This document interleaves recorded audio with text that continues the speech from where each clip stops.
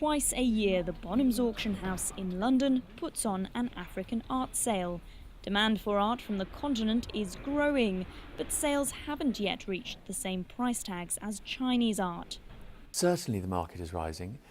It is not, or it has not yet reached the type of levels and the figures that we see in Chinese contemporary art. In regard to interest and demand and the amount of people we have coming to us, in some ways it certainly equals the demand we have for Chinese art.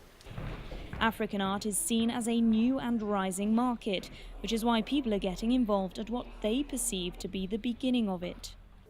Experts say that it's the quality of art coming from the continent that's attracting buyers, but African artists working in studios like this in Britain are also getting a lot of attention.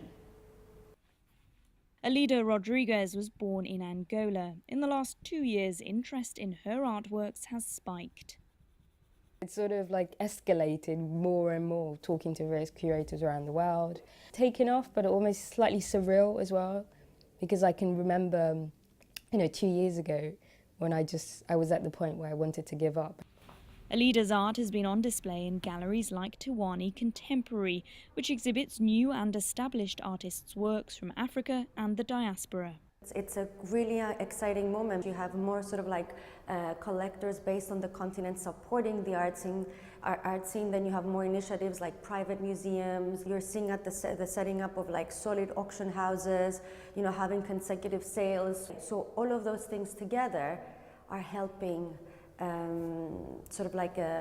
the establishment of art from Africa in the commercial context.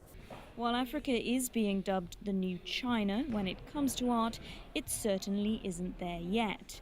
And while prices of art from the continent have been boosted, experts are warning against buying art for investment purposes because there are no guarantees that values will increase.